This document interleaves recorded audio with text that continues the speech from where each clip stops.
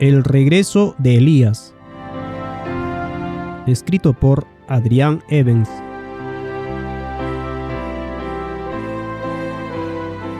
Sección 8. La respuesta.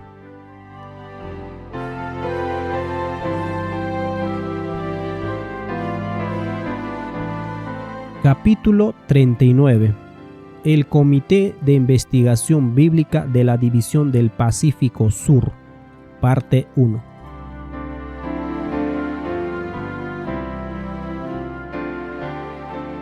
Han pasado ahora exactamente 12 años desde que comencé a escribir El regreso de Elías, en junio del 2007.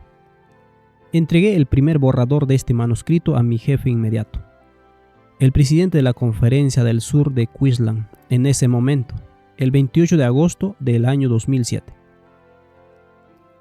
Me recibió amablemente mientras le explicaba el contenido del manuscrito. Pedí que el manuscrito fuera enviado al Comité de Investigación Bíblica de Australia para su consideración. Esperaba poder presentar personalmente mi trabajo al comité, pero me dijeron que este no era el proceso que seguirían. Pasaron casi 12 meses antes de que recibiera una respuesta. En una carta fechada el 25 de agosto del 2008, recibí una respuesta al manuscrito. En la introducción dice lo siguiente: Adrian Evans tiene como objetivo establecer un paradigma que él cree que funciona como base para todo pensamiento teológico. Este paradigma es un sistema de valor e igualdad que toma su punto de partida en las relaciones familiares humanas, tal como Adrian Evans entiende la Biblia para describirlas, y que delinea una estructura de autoridad que se encuentra tanto en las relaciones humanas como internamente en la deidad. Sobre la base de este paradigma, Adrian Evans da una evaluación de una serie de áreas teológicas de importancia específica para la teología adventista del séptimo día. Adrian Evans cree que comprender y aplicar este paradigma resolverá una serie de cuestiones que aún se están debatiendo, que abarca temas como la justificación y la salvación, el papel de la mujer en el hogar y la iglesia, y la deidad o la Trinidad.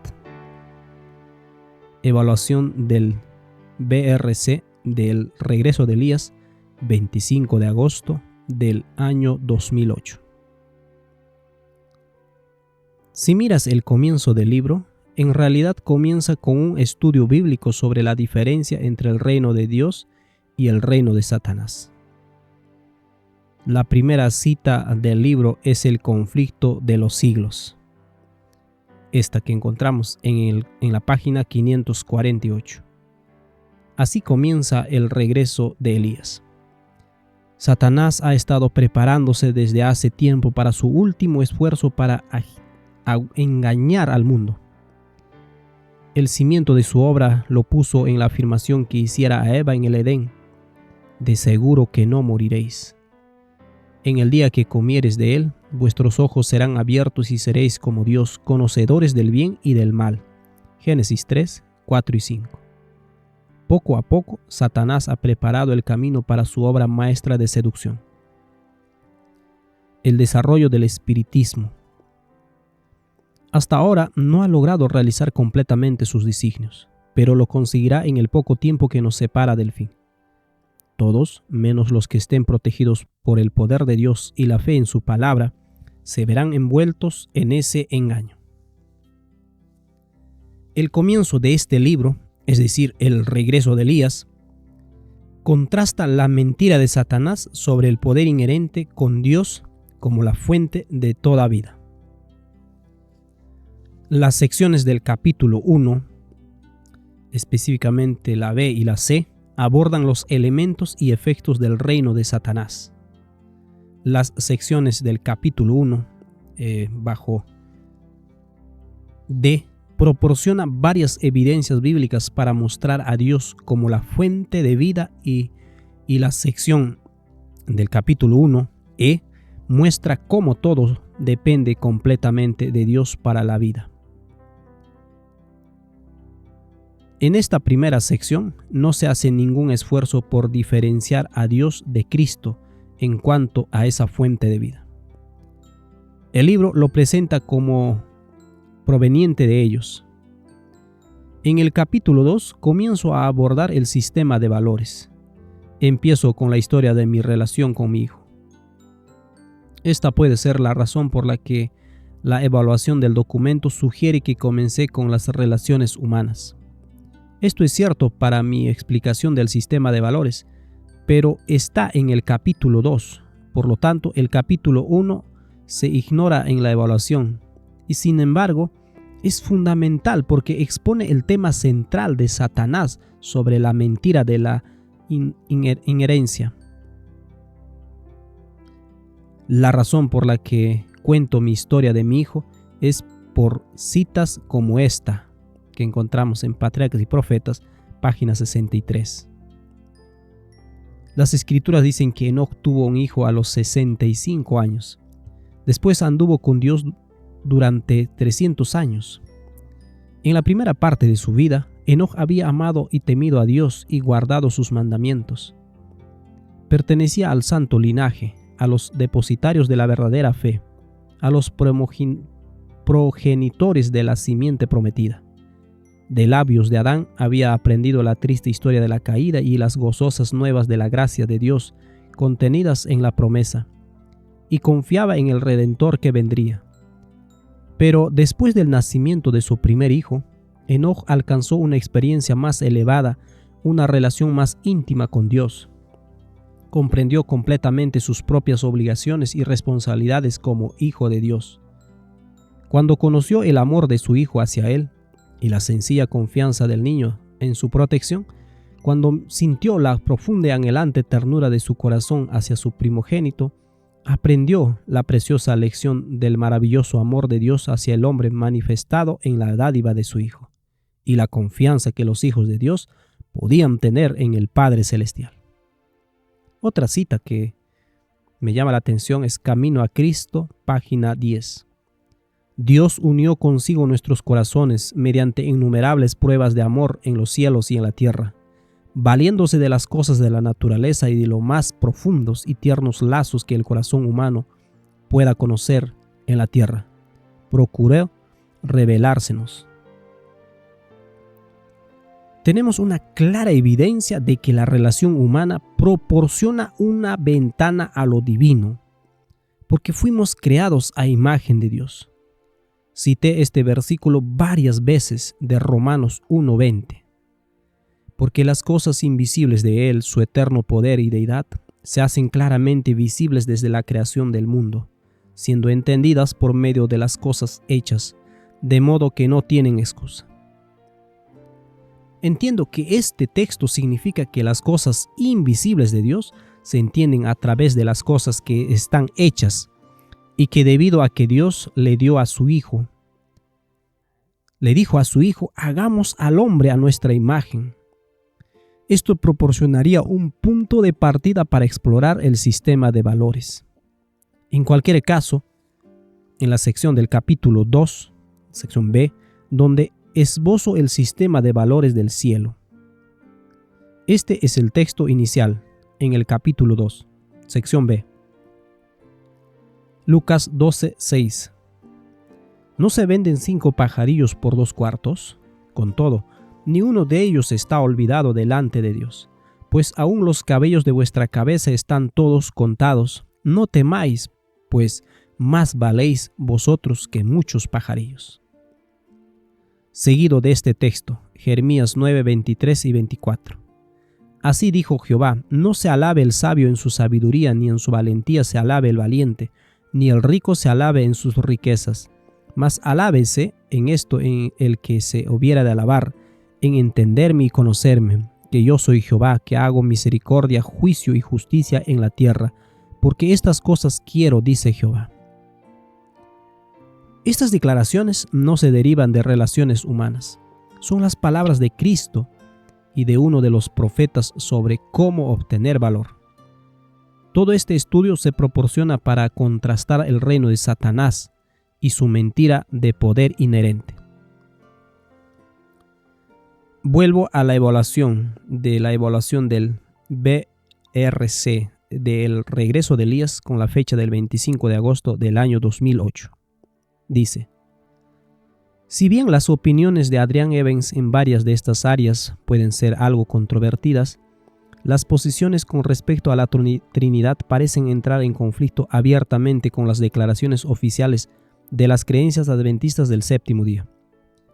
El Hijo se entiende como eternamente subordinado al Padre, y la personalidad distinta del Espíritu Santo parece cuestionada. Aunque subordinada, la igualdad del Hijo con el Padre, según Adrian Evans, no está en duda.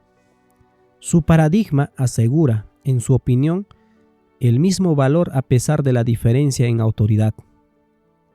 Entonces, en la tesis de Adrian Evans, se convierte en un tema importante de sobre qué base alguien es aceptado como igual.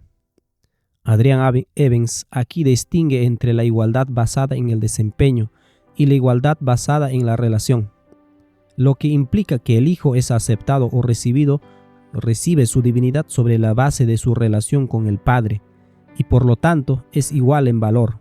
De manera similar, las mujeres en la relación de género reciben bendiciones a través de los hombres, por medio de la relación, no del desempeño, y exactamente por esa razón tienen el mismo valor. Parecería que mi punto sobre la igualdad a través de la relación se articuló y por lo tanto supongo que se entendió. Por eso estoy agradecido. Ahora se pone interesante. Seguimos. Gran parte del regreso de Elías está escrito en forma de notas en lugar de como un ensayo o un artículo académico. Esta es una de las razones por las que varios lectores les ha resultado difícil a veces estar seguros del significado exacto o la posición de Adrian Evans en varias preguntas.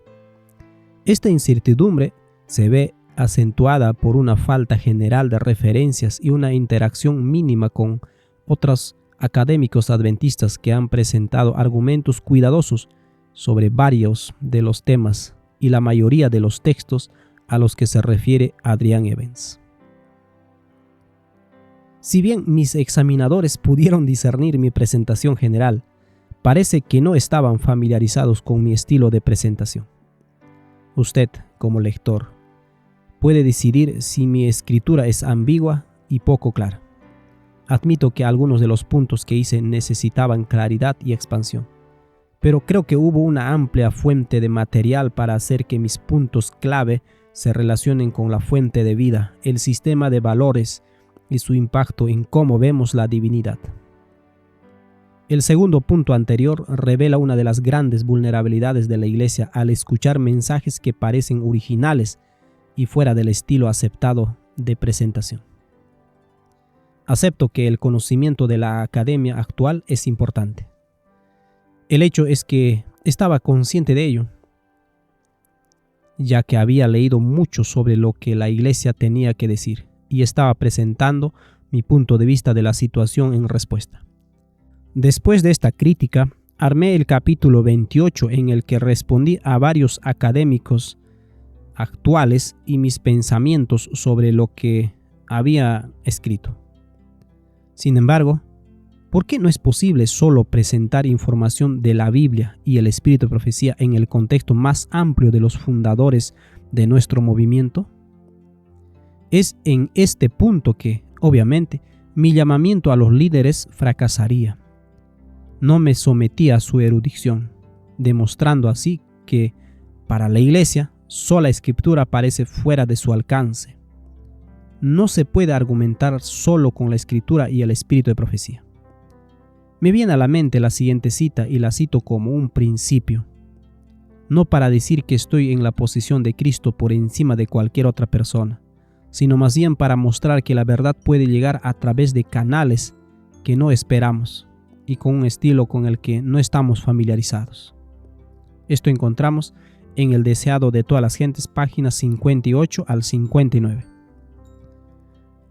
Los doctores le dirigieron preguntas y quedaron asombrados al oír sus respuestas. Con la humildad de un niño, repitió las palabras de las Escrituras, dándoles una profundidad del significado de los sabios que los sabios no habían concebido. De haber seguido los trazos de la verdad que él señalaba, habrían realizado una reforma en la religión de su tiempo. Se habría despertado un profundo interés en las cosas espirituales, y al iniciar Jesús su ministerio, muchos habrían estado preparados para recibirle. Los rabinos sabían que Jesús no había recibido instrucción en sus escuelas, y sin embargo, su comprensión de las profecías excedía en mucho a la suya. En este reflexivo niño Galileo discernían grandes promesas. Desearon asegurarlo como alumno, a fin de que llegase a ser un maestro de Israel. Querían encargarse de su educación, convencidos de que una mente tan original debía ser educada bajo su dirección. Sé que me faltaba la humildad de un niño y que algunas de mis expresiones eran excesivas, y eso dificultaba mi apelación. En esta edición del libro he suavizado algunas de mis expresiones, y siento un poco de tristeza por no haber podido en ese momento manifestar plenamente la semejanza a Cristo que quería. Seguimos leyendo. La evaluación del regreso de Elías por B.R.C. del 25 de agosto del 2008. Dice: sigue siendo una pregunta abierta para muchos lectores. Por ejemplo, si Adrian Evans cree que el Hijo tuvo un comienzo. Aunque nunca dice eso, la forma en que se usan varias citas de Elena de White junto con el lenguaje general puede dejar esa impresión. De lo contrario, la posición de Adrian Evans estaría más cerca del concepto de generación eterna. La posición teológica exacta de Adrian Evans sobre la naturaleza del Espíritu Santo también deja una serie de incertidumbres. Vemos aquí que la Iglesia realmente quiere concentrarse en estas dos preguntas. ¿Tiene el Hijo un principio y es el Espíritu Santo una persona separada? Lamento que no se hayan discernido que dentro del marco que había establecido, estos temas ya no son vitales. Estas son preguntas relacionadas con el poder y la posesión inherentes. Como dije en el capítulo 18, página 148, el regreso de Elías. No son los pensamientos de Dios los que impulsan al hombre a atribuir a su Hijo la divinidad y el valor consiguiente mediante el poder inherente, sino los pensamientos de su enemigo. Dado que el reino de Dios es relacional, ¿no deberíamos valorar a Cristo con respecto a su relación con su Padre en lugar de buscar probar su valor y divinidad con su poder inherente? ¿No nos dice la Biblia claramente que Cristo recibió todas las cosas a través de una relación? La referencia a la generación eterna solo podría describirla como un insulto destinado a vincular mi trabajo con el catolicismo romano. Le pido al lector que tenga en cuenta que mi trabajo nunca fue citado para sostener este cargo. De hecho, mi trabajo no fue citado en ningún momento a través de la evaluación, lo que dificulta la interacción. Seguimos. El Comité de Investigación Bíblica cuestiona la premisa misma de la tesis de Adrian Evans. Cuando nos enfrentamos a los textos bíblicos que llaman explícitamente a Jesús Dios y al testimonio impregnado del Nuevo Testamento que identifica a Jesús como Jehová, la primera pregunta que debemos hacernos no es la cuestión de la igualdad, sino la cuestión de la divinidad. La cuestión no es ¿qué fundamento nosotros, como seres humanos, aceptamos la igualdad de Jesús con Dios? La pregunta es ¿qué quiere decir la Biblia con Dios? Este es el punto de inflexión del rechazo a mi apelación. Las iglesias afirman inequívocamente que la primera pregunta que se debe hacer es una cuestión de divinidad, no una cuestión de igualdad, o en otras palabras, de relación.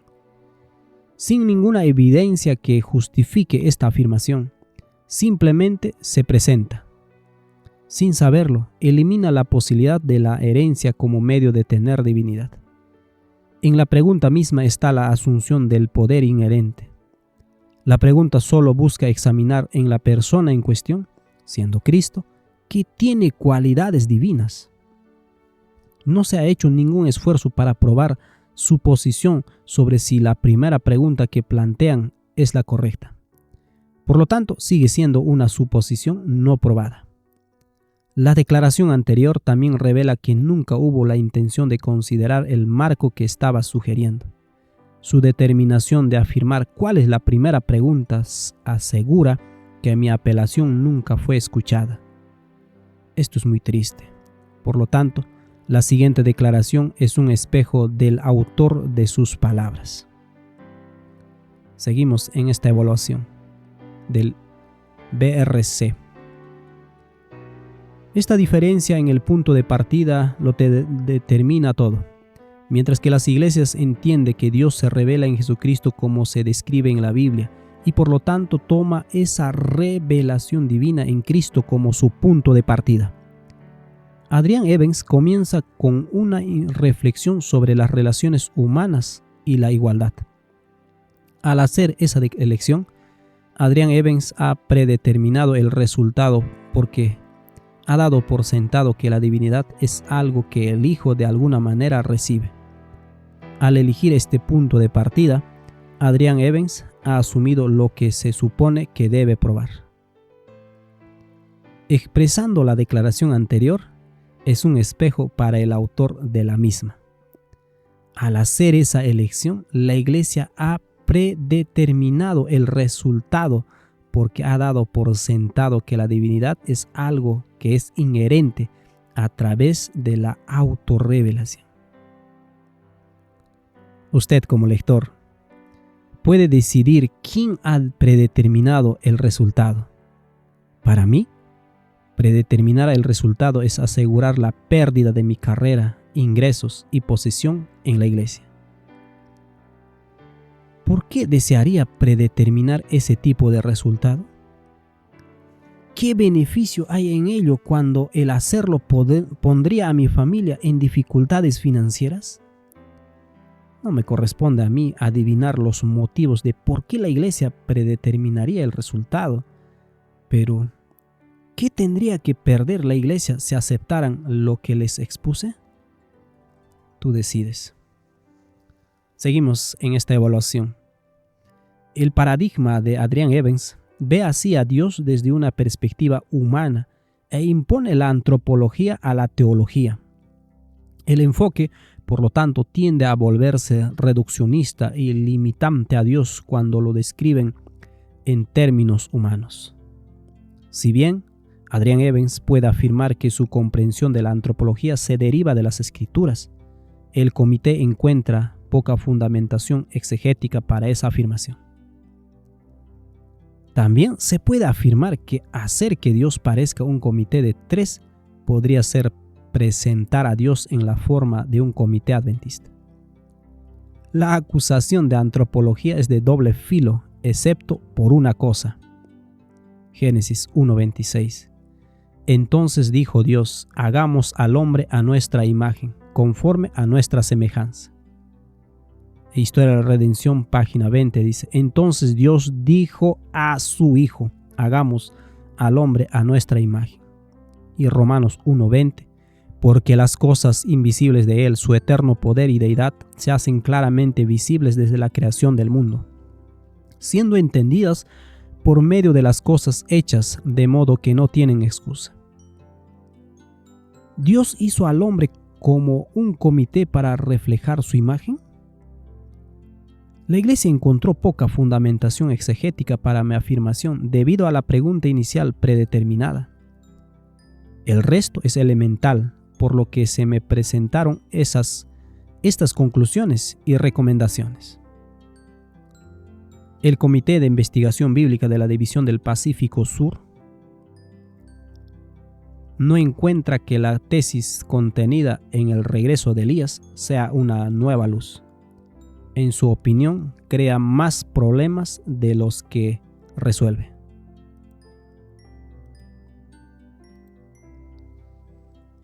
Uno. Su punto de partida es una antropología basada en la filosofía en lugar de la autorrevelación de Dios en Cristo, como se describe en las Escrituras. Como consecuencia, el documento no pregunta qué quiere decir la Biblia cuando identifica a Jesús como Dios, sino sobre qué base nosotros, como humanos, llegamos a aceptarlo como igual a Dios. La tesis asume, por tanto, lo que debe demostrarse. 2. La tesis no está sustentada por una exégesis adecuada, enunciada por un claro "así dice el Señor" o confirmada por Elena de White. Todo el documento carece de una interacción seria con la erudición y otros estudios bíblicos, ya sean adventistas del séptimo día o no. 3. Las conclusiones del manuscrito que cuestionan la veracidad de las creencias fundamentales de la Iglesia Adventista del séptimo día con respecto a la doctrina de la Trinidad, la divinidad coeterna de Jesús y la personalidad distintiva del Espíritu Santo en particular, no pueden sostenerse por estas razones. Es importante leer los puntos anteriores porque ciertamente se aplican a una parte o la otra. O la Iglesia tiene razón en sus afirmaciones y lo que dice es verdad, o está confesando su propia culpa en cuanto a lo que ha hecho si lo que he escrito es correcto. Esto es para que usted decida. He dado mi testimonio y lo presento ante usted. Recomendamos a Adrian Evans. 1. No presentar las posiciones expresadas en el regreso de Elías con respecto a la deidad a la Iglesia en general. No seguir más esta línea de pensamiento. 2. Entrar en interacción con los adventistas y otros eruditos para volver a estudiar muchas de las preguntas y buscar una evaluación de la base bíblica textual para varias de las afirmaciones hechas, incluyendo el establecimiento del paradigma de valores, la estructura propuesta de las familias y la teoría del flujo de bendición, y una serie de textos utilizados a lo largo del documento. 3. Desarrollar en interacción con los adventistas y otros pensadores definiciones más claras de los paradigmas del desempeño o valor basado en las relaciones, incluyendo de una metodología para su uso y posibles limitaciones. Encuentre un lugar para presentar algunas de las ideas a otros académicos. 4. Desarrollar una mayor confianza en la erudición adventista y en los dones espirituales y la autoridad que Dios ha confiado y que la Iglesia corporativa ha reconocido en nuestros eruditos. Es inevitable que si la Iglesia no hace las preguntas relacionales, entonces las recomendaciones tampoco serán relacionales. Podría haber sido bueno reunirnos y orar, o si la Iglesia sentía que yo era inestable, venir y orar conmigo, o algo por el estilo. Me invitaron a dejar de pensar como lo hacía y a tener más fe en la erudición adventista. Me apresuro a mencionar que nunca publiqué el regreso de Elías al público hasta agosto del año 2012, 4 años después, cuando fui expulsado de mi amada iglesia.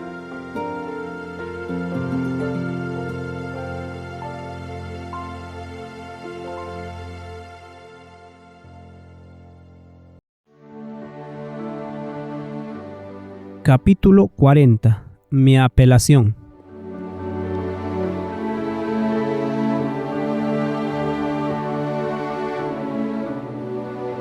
Dos semanas después envié la siguiente respuesta.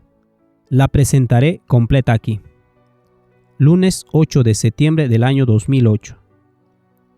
Dirigido al Comité de Investigación Bíblica en respuesta a las declaraciones y las conclusiones oficiales acerca del manuscrito El regreso de Elías.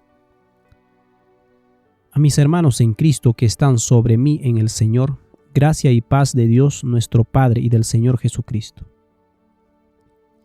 He orado fervorosamente acerca de las observaciones, los consejos y la dirección que me han dado en respuesta a mi manuscrito El regreso de Elías. Deseo agradecerles por tomarse el tiempo para considerar este documento, ya que me han mencionado que lo consideraron en varias reuniones. Debido a que es un documento extenso, esto tiene que haberse ocupado bastante tiempo y recursos para considerarlo adecuadamente, y por esto estoy agradecido. Sé que estarían plenamente conscientes de los desafíos que enfrento a la luz de la respuesta que me han dado, y deseo resaltar una parte del desafío que ahora enfrento para que puedan orar por mí, para que siga la voluntad de Dios y haga lo correcto en todas las cosas. En mi primera entrega dije lo siguiente, que creo que es un componente central de todo este proceso.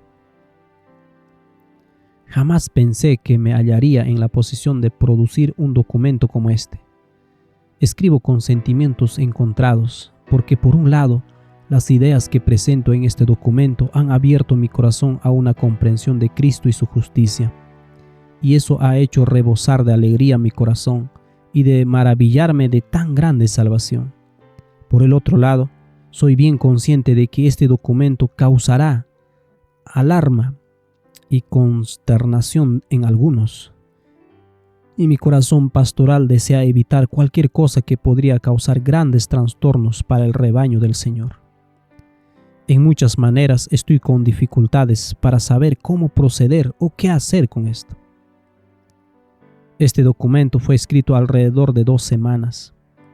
A menudo despertaba temprano en la mañana mientras tenía comunión con mi Dios y veía cosas que me veía obligado a poner en papel.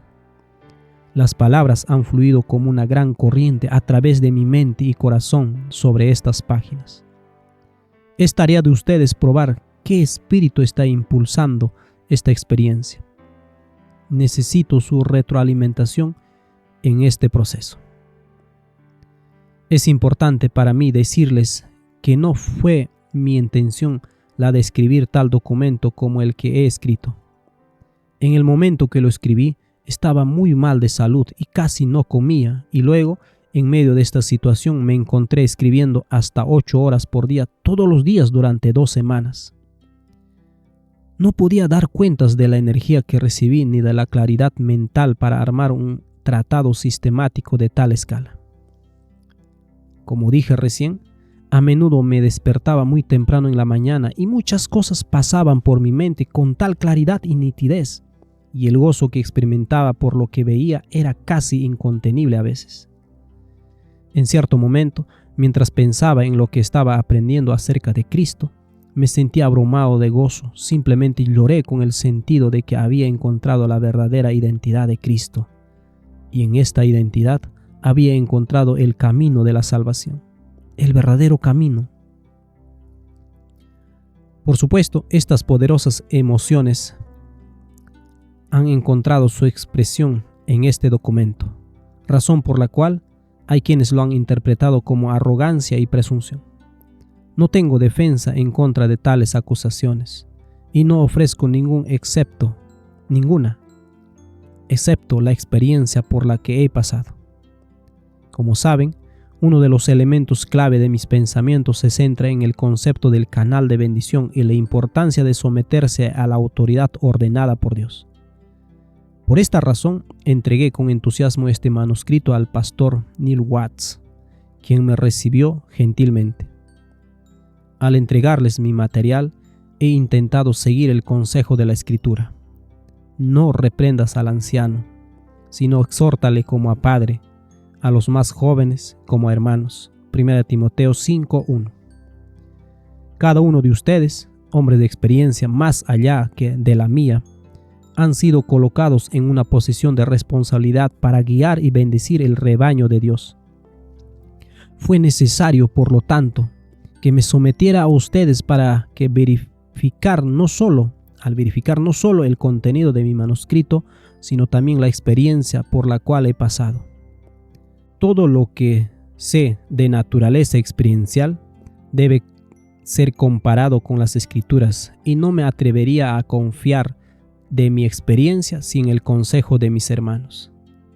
Al venir a ustedes, he venido como lo haría un hijo para con su padre, con gran anticipación y gozo, diciendo: Padre, Padre, mira lo que he encontrado, ¿no es maravilloso?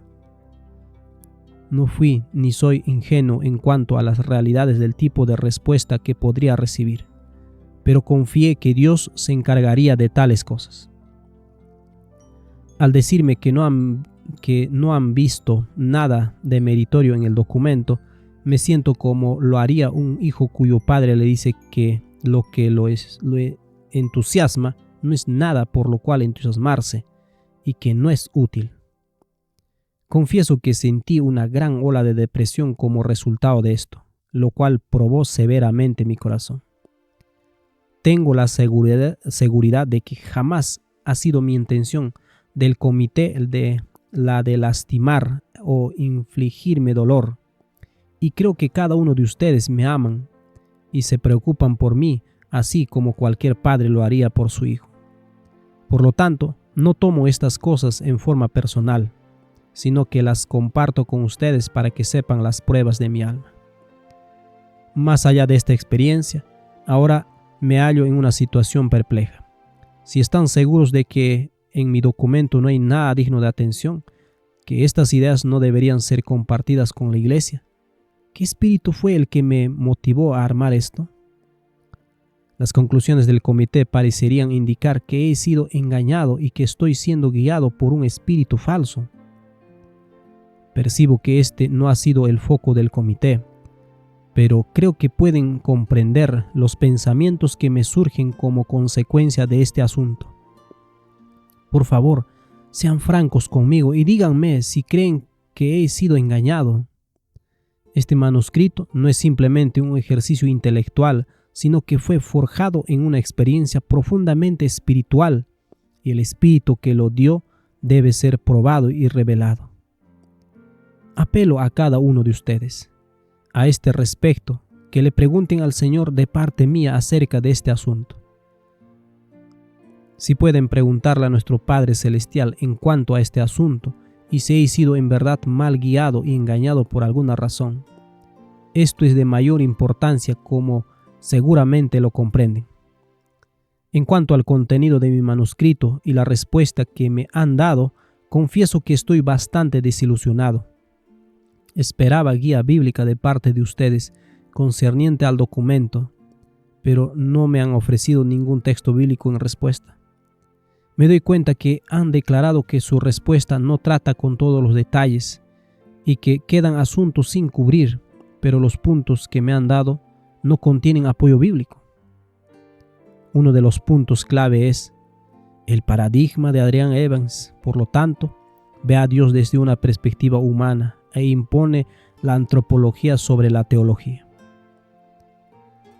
Esto ha sido declarado, pero el proceso no me ha sido mostrado con citas de mi manuscrito acompañadas de textos bíblicos que muestren en dónde he fallado en mi pensamiento. Estoy ansioso por escuchar lo que están diciendo, pero ¿es irrazonable que pida una respuesta bíblica? Le pedí al comité que me mostrara en dónde falló mi proceso lógico, pero los comentarios como el de recién no ayudan.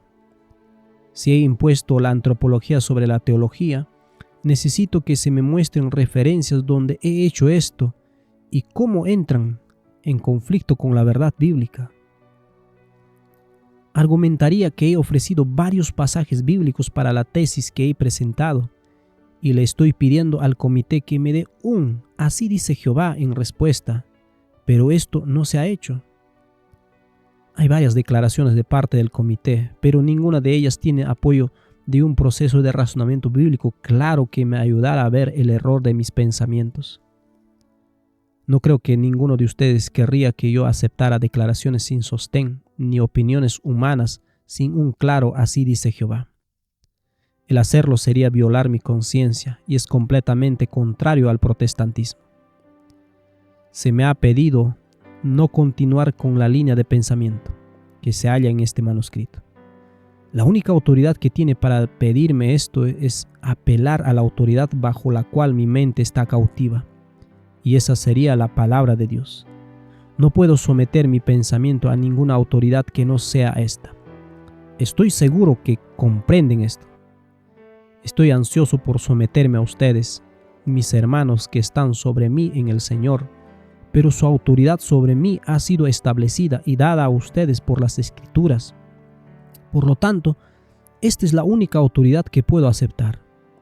El aceptar sobre cualquier otra base el pedido que me han hecho significaría someterme a la voluntad del hombre en asuntos de conciencia. Esto no lo puedo hacer y no lo haré bajo ninguna circunstancia. En varias ocasiones le pedí al comité que me mostrara con la Biblia en dónde me equivoqué. No estoy entregando este documento para recibir comentarios acerca de dónde puedo probar aún más mi comprensión. Estoy pidiendo que me muestren clara e inequívocamente de las Escrituras el error en mi pensamiento. El comité también ha declarado que hay varias áreas en el manuscrito que son inciertas y faltas de claridad. Estoy más que abierto para hablar con cualquiera del comité acerca de estas áreas. Mi documento no ha sido entregado como un trabajo académico para que se evalúen sus cualidades académicas, sino como una plataforma desde la cual comenzar un proceso de diálogo, de manera que las cosas que están poco claras puedan aclararse. Es por esto que pedí presentarme ante el comité para contestar las preguntas de lo que no quedó claro. También argumentaría que la verdad no proviene solamente en forma de un trabajo académico. He escrito en la manera en que comprendo que las cosas me han sido reveladas. Estoy seguro que el trabajo podría expandirse como el comienzo de algo que podría desarrollarse en una serie de trabajos académicos escritos, si es que eso sería útil, pero esto no es necesario para evaluar la veracidad o la no veracidad del trabajo. El comité me ha pedido no circular mi documento entre las iglesias en general. No se me ha dado suficiente autoridad bíblica explicando por qué no debería hacerlo. A esta altura, ciertamente no compartiré el documento con la iglesia en general, esperando la evidencia bíblica que estoy buscando. Pero debe comprenderse que me he sometido al comité con el propósito de que se me muestre, desde la autoridad de las Escrituras, dónde están mis errores.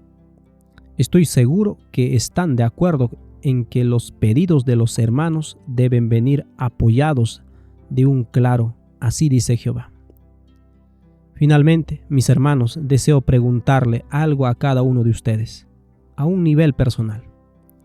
¿Está usted absolutamente seguro, más allá de cualquier duda razonable, de que la posición actual de la Iglesia en cuanto a la Trinidad es correcta? ¿Está usted absolutamente seguro de que no hay nada de meritorio en el manuscrito El regreso de Elías? Necesito urgentemente una respuesta en cuanto a esto. ¿Ha usted llevado el manuscrito al Señor y le ha preguntado en oración si es que hay algo de luz en esto, o se ha considerado el manuscrito solo en forma académica? No intento ofender a nadie al hacer estas preguntas, pero la experiencia subjetiva por la cual he pasado me urge hacerles una apelación de esta manera. Mis hermanos, si hay alguna duda razonable en cuanto a la comprensión actual de la Trinidad que tiene la Iglesia, si hay alguna posibilidad de que haya luz en lo que estoy diciendo, entonces existe la posibilidad de que nosotros, como Iglesia, estamos involucrados en el culto a una comprensión falsa de Dios. La historia de Israel nos enseña claramente que existe la posibilidad de que el pueblo de Dios se extravíe en cuanto a la adoración del Dios verdadero. No estoy diciendo esto como al comité como un hecho, sino simplemente estoy hablando de posibilidades. ¿Estamos seguros de esto? El comité me ha pedido que muestre mi confianza en la erudición adventista. Mis hermanos, me están pidiendo algo muy difícil. Ciertamente existen eruditos que me han bendecido y a los cuales aprecio dentro de la iglesia, pero no puedo confiar en ningún erudito que rechaza una creación literal de 6 días, y hay centenas de ellos en nuestros rangos. No puedo confiar en ningún erudito que le quita la importancia de los conceptos del remanente y que utiliza referencias de otras iglesias con respecto al concepto de Babilonia, y nuevamente existen centenas de ellos. No puedo aceptar un erudito que rechaza el juicio investigador y su correcta comprensión, y hay centenas de eruditos que hacen esto. Lo sé como un hecho. Su pedido de confianza no puede extenderse a ninguno de estos casos, y nunca lo haré. Estaría feliz de aceptar a cualquier miembro de la Iglesia Adventista como hermano o hermana en Cristo y amarlos como lo haría Jesús. Pero jamás podré confiar en la erudición fuera de las declaraciones claras de las Escrituras. En conclusión, si por favor podrían proveerme de una respuesta bíblica a mi manuscrito, mostrando los errores en mi pensamiento, citando las áreas de mi documento y luego dándome una refutación bíblica contra tal posición. Si por favor podrían aconsejarme en cuanto a mi experiencia personal, ¿es de Dios o de los hombres? O peor aún, ¿es del diablo? Si podrían afirmarme que están seguros de que nuestra posición actual en cuanto a la Trinidad es correcta y es en verdad la comprensión correcta acerca de Dios, y si estarían dispuestos a afirmar personalmente tal declaración o a tener a un representante que lo firme de parte del comité con el sello oficial de la Iglesia. ¿Podrían organizar un foro en donde el contenido de este documento pueda ser discutido y explorado? Les agradezco una vez más por considerar estas cosas seriamente y con oración. Como podrán imaginarlo, esto me es urgente y su pronta respuesta sería grandemente apreciada. Quisiera asegurarles que tengo a cada uno de ustedes en alta consideración y los estimo altamente en amor y los mantengo en mis oraciones para que Dios les impresione el camino correcto a seguir con respecto a este asunto. Con fidelidad al servicio del Señor. Adrián Evans.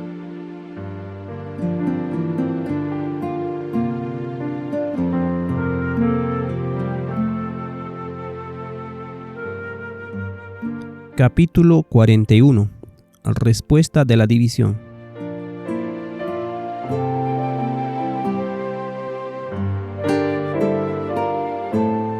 Wanrong, abril 03 del año 2009.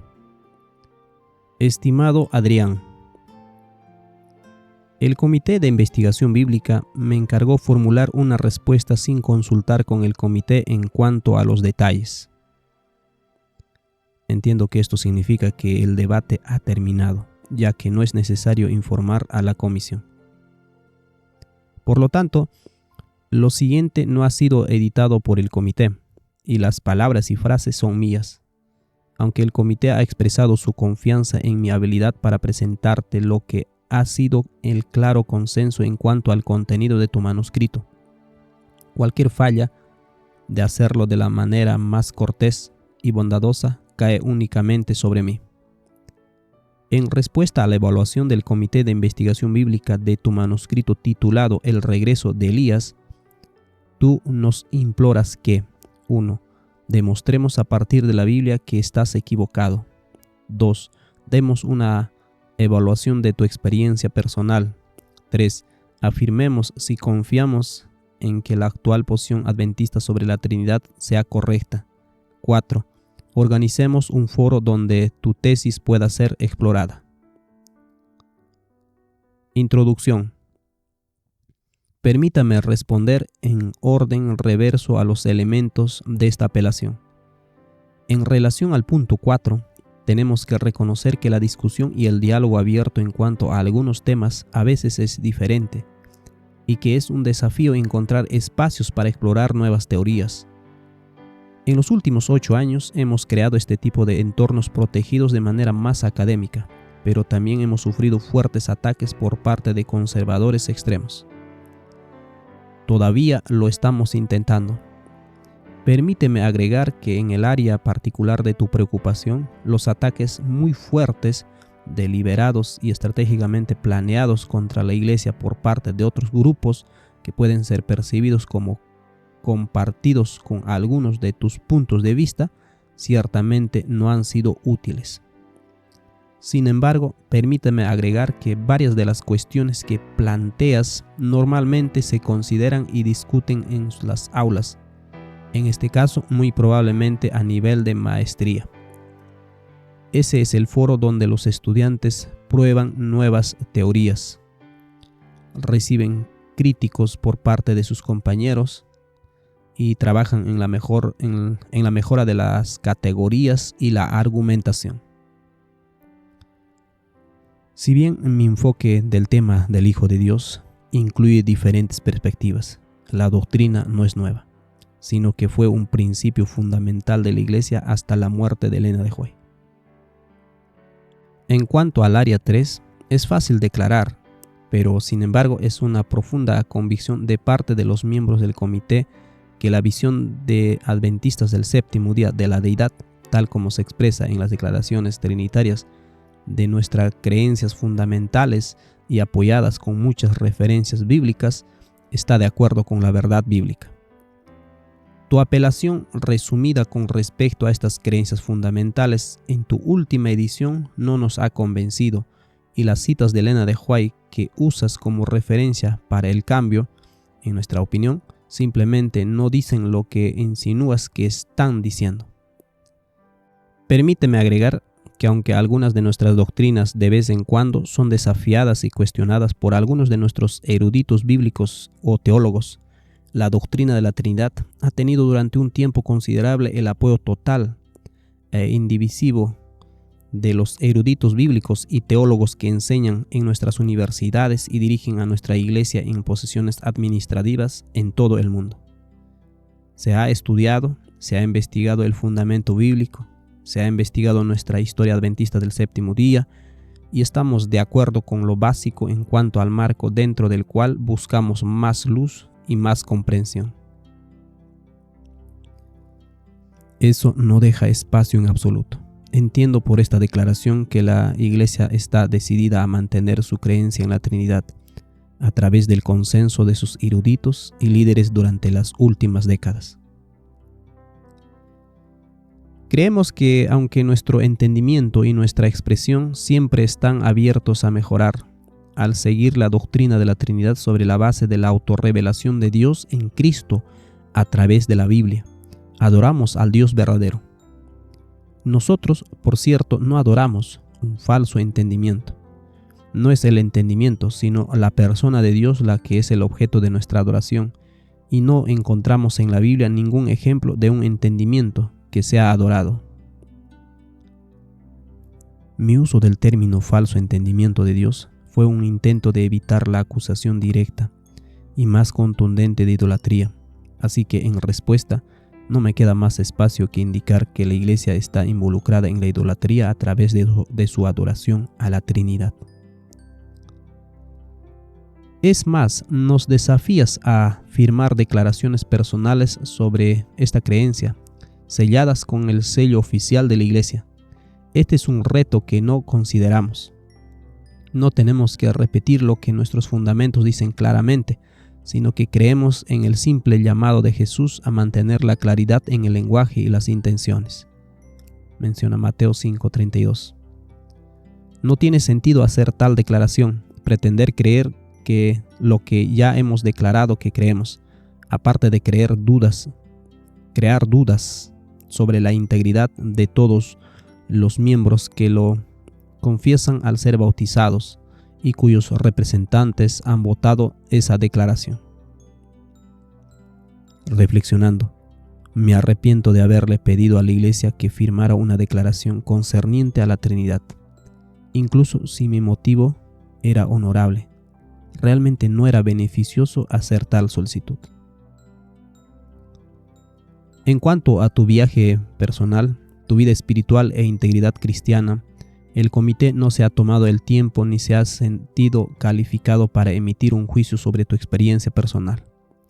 Basta con decir que estamos convencidos de que es posible albergar puntos de vista teológicos erróneos y sin embargo hacerlo con toda honestidad.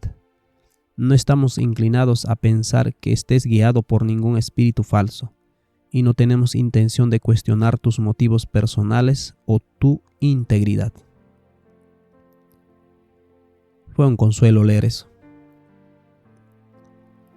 Si tú afirmaras que tu perspicacia se debe a una revelación especial de Dios, nos habríamos aventurado a hacer una evaluación de tal afirmación del don profético o revelación especial. Pero tal como están las cosas, simplemente no estamos de acuerdo. y encontramos que tu tesis no está respaldada por la Biblia. Tu teoría es humana y tú también, como todos lo somos. Al ser humanos podemos emocionarnos y entusiasmarnos, pero sin embargo, estar teóricamente equivocados. La verdad es que ningún ser humano, excepto Jesús, tiene siempre la razón en todos los puntos de vista intelectuales. El hecho de que me sienta animado a la hora de proponer una nueva teoría no la hace más o menos cierta. No construimos nuestras doctrinas sobre tales emociones. Sería fácil para la Iglesia acusarme de dar una respuesta basada en las emociones. Si la razón y la emoción son vistas como opuestas, entonces la exhibición de una sugiere la ausencia de la otra. Por lo tanto, para que algo sea razonable, muchos asumen que debe haber una muestra mínima de emoción. Parte de mi respuesta a la Iglesia fue presentar tanto la razón como la emoción juntas. Fue intencional de mi parte. Para aquellos que no deseaban ver mis puntos de vista en las Escrituras, siempre podían señalar mi despliegue de emoción como una razón para rechazar lo que digo. Tales comentarios no hacen más que reforzar el marco de oposición en el que opera. En cuanto al fundamento bíblico, permíteme, con estas palabras de introducción, pasar a la parte esencial de esta respuesta oficial final del Comité de Investigación Bíblica. Tú apelas aún, así dice el Señor, para que te mostremos que tu tesis está equivocada. Tal apelación a declaraciones bíblicas claras es admirable y no hemos tenido la intención de no ser bíblicos. A continuación, por lo tanto, proporcionaremos algunos comentarios basados en la Biblia sobre los principales temas en el área de la hermenéutica, la exégesis y la teología. Estamos totalmente de acuerdo en que la máxima autoridad con la que hablamos y actuamos como iglesia es solamente la Biblia, y mantenemos esa posición en contra de cualquiera que afirme, por ejemplo, que la estructura de la iglesia o los oficios de la iglesia tienen una autoridad independiente de la que se basa en la palabra de Dios en las Escrituras y es dada por ella. Permíteme añadir que esta es una de las paradojas de tu teoría, ya que parece atribuir una autoridad única a ciertos roles, independientemente de la autoridad de la palabra, con tu teoría sobre el flujo de bendición, prefiriendo lo que históricamente es una estructura de autoridad católica romana, en lugar de lo que nosotros, como iglesia, siempre hemos entendido que es el modelo protestante y bíblico. No se aportó ninguna prueba de esta afirmación. Cada persona puede decidir por sí misma si la evidencia está ahí. He aquí un claro ejemplo de no dirigir los principios de la fuente de vida. El sistema romano está directamente relacionado con la inmortalidad del alma y el poder inherente. Comparar mi proceso de pensamiento con esto indica una incapacidad para trabajar dentro del marco que proporcioné. Pero permíteme destacar dos puntos importantes. En primer lugar, se entiende comúnmente que cualquier nueva tesis tiene que ser probada en lugar de refutada. Si tan solo F.M. Wilcox hubiera recordado esto cuando insertó la palabra Trinidad en nuestras creencias fundamentales en 1931. En este caso, nuestra principal objeción a tu teoría básica es exactamente que, en nuestra opinión, no las has demostrado. Esto se debe a que están determinados de permanecer dentro del marco adoptado por la Iglesia. No has justificado persuasivamente tu tesis a partir de la Biblia misma, aunque tus afirmaciones la ubican incluso por encima de la doctrina, porque se la establece como un criterio o un sistema para establecer o evaluar toda doctrina. Desde el principio diremos que no nos corresponde a nosotros refutar, sino que depende de ti el probar con la Biblia que tu tesis se sostiene. Es necesario que se establezca de manera adecuada y completa. No hemos encontrado que sea así.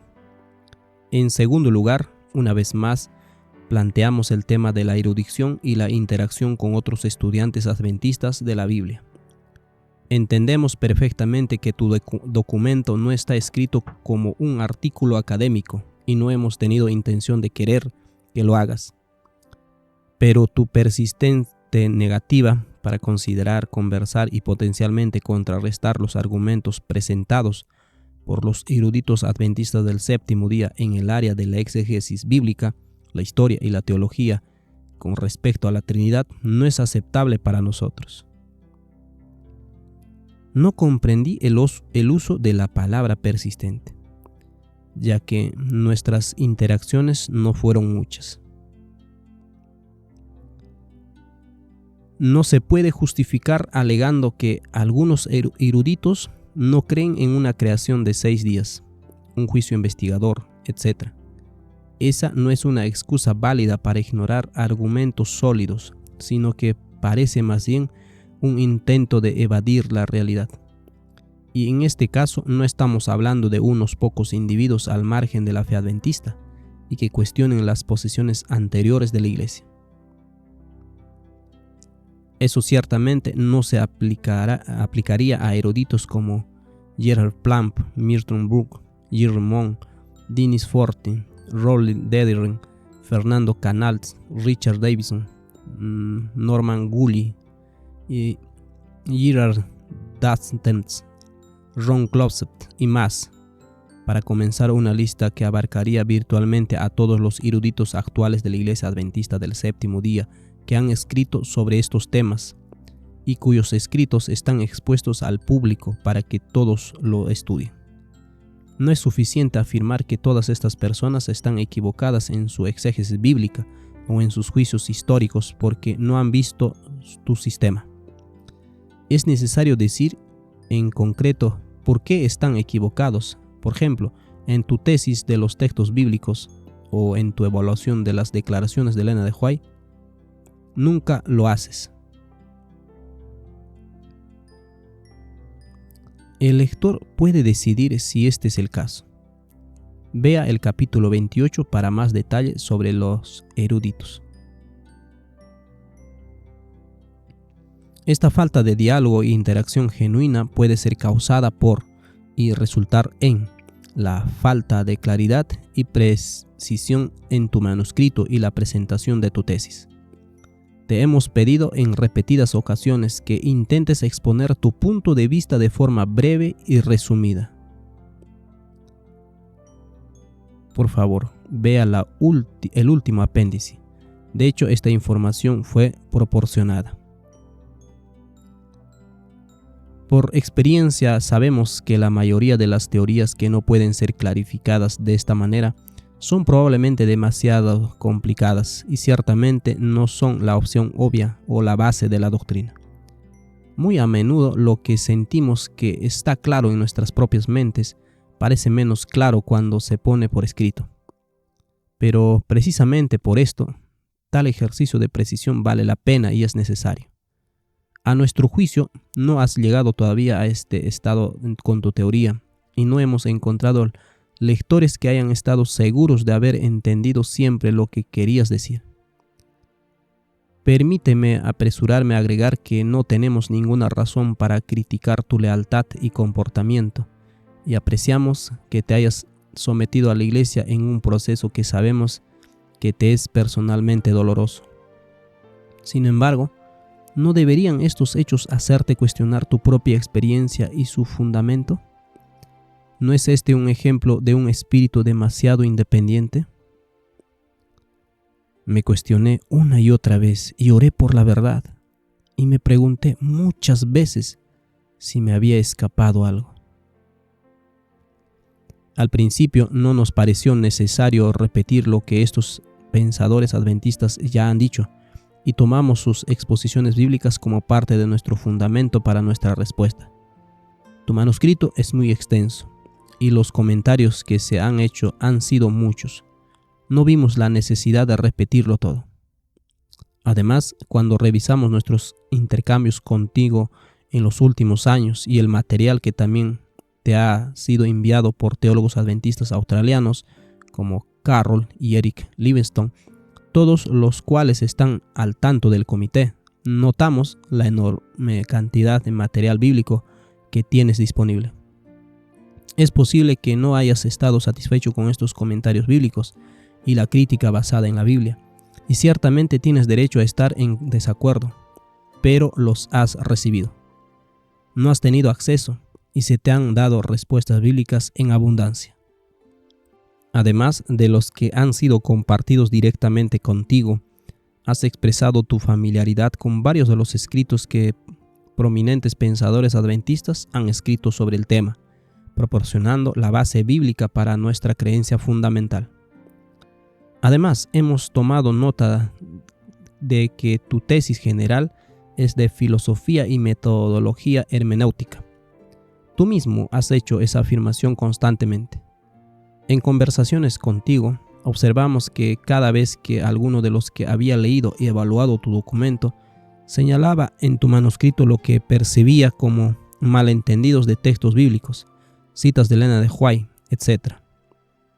Tú, en general, en lugar de responder a sus cuestiones exegéticas específicas, es decir, bíblicas, saltaste rápidamente a cuestiones filosóficas, y en tu lugar de mirar más de cerca los hechos de los textos, afirmaste que estas personas estaban equivocadas porque no seguían o no entendían el sistema de valores correcto. Por lo tanto, por estas razones principales, no incluimos en nuestra respuesta formal las referencias bíblicas explícitas que estás pidiendo ahora. Tu tesis no estaba justificada en sí misma por razones bíblicas claras, y dimos por sentado las muchas exposiciones bíblicas ya compartidas con los eruditos y estudiantes de la Biblia de la Iglesia Adventista del Séptimo Día. Permíteme que a continuación trate de compensar hasta cierto punto esta omisión señalando algunas de las áreas en las que percibimos que contienes debilidades fundamentales, reconociendo que algunas de ellas serán repeticiones de lo que ya se ha compartido contigo, pero que, sin embargo, son puntos que a pesar de tus protestas, consideramos absolutamente válidos. De parte del Comité de Investigación Bíblica, Secretario de Campo de la División Sur Pacífico.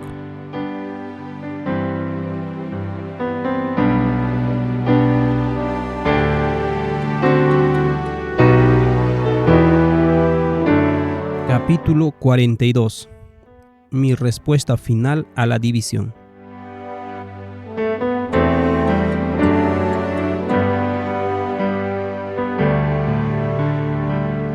...3 de mayo del año 2009. Estimados líderes de la Iglesia, gracias por tomarse el tiempo para responder. Le he dado consideración en oración. Con respecto a la última palabra de BRC, no ofreceré una contrarrespuesta.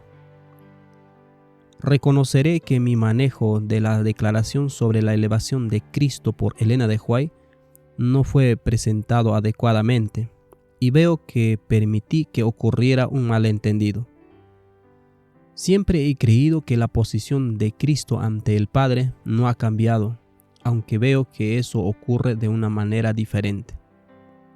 También veo prudente que el comité no ofreciera una nueva declaración sobre la Trinidad, ya que esto arrojaría dudas sobre las declaraciones de acordada existente y su reafirmación de esta posición es lo correcto considerando la posición de la Iglesia. Agradezco su nota personal. He hecho todo lo posible por estar abierto a todo lo que mis hermanos me han presentado y considerarlo en oración.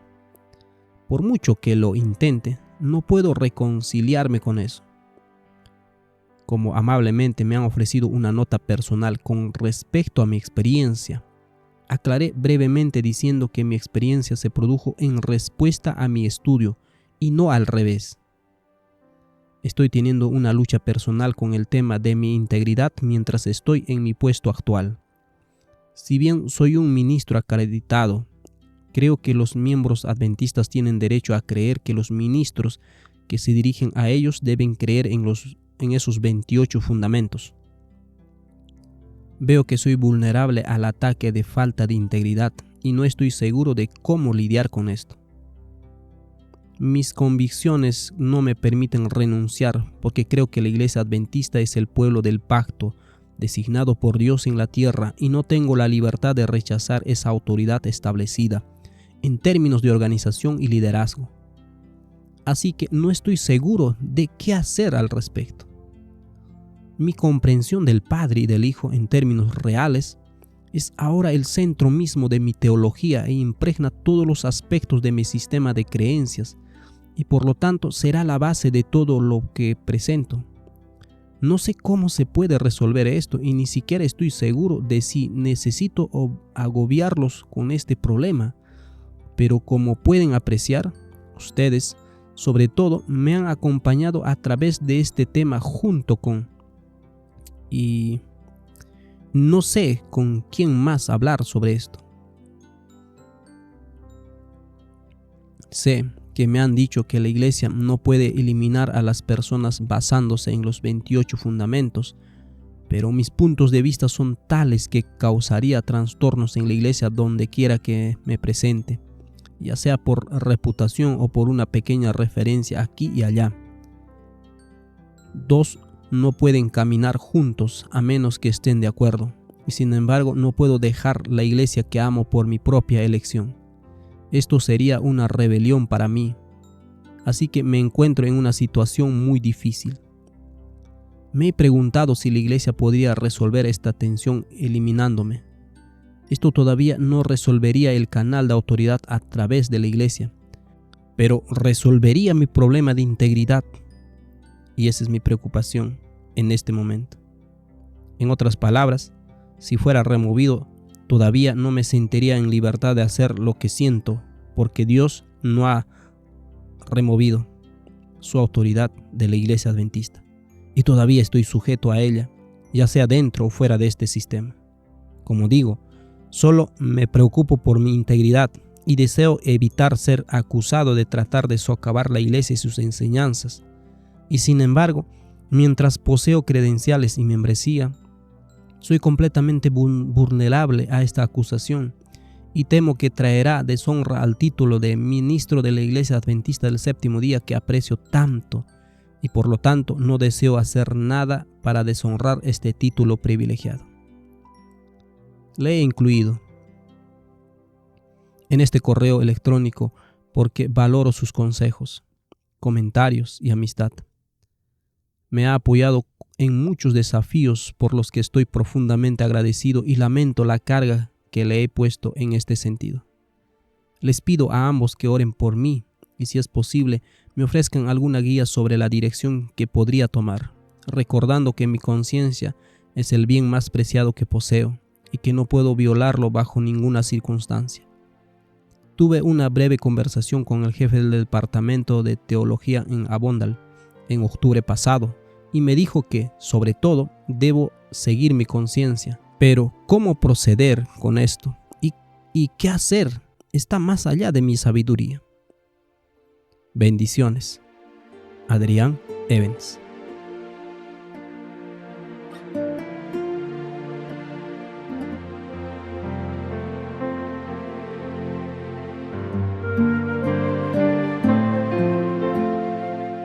Capítulo 43. Mi petición a la Unión Australiana.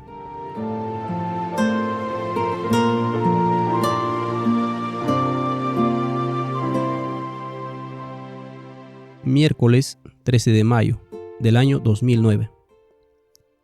Al Concilio Presidencial de la Unión Australiana de los Adventistas del Séptimo Día. A mis hermanos en Cristo. Deseo escribirles tan brevemente como me sea posible en cuanto a mi posición y comprensión actuales acerca de las creencias fundamentales de la Iglesia.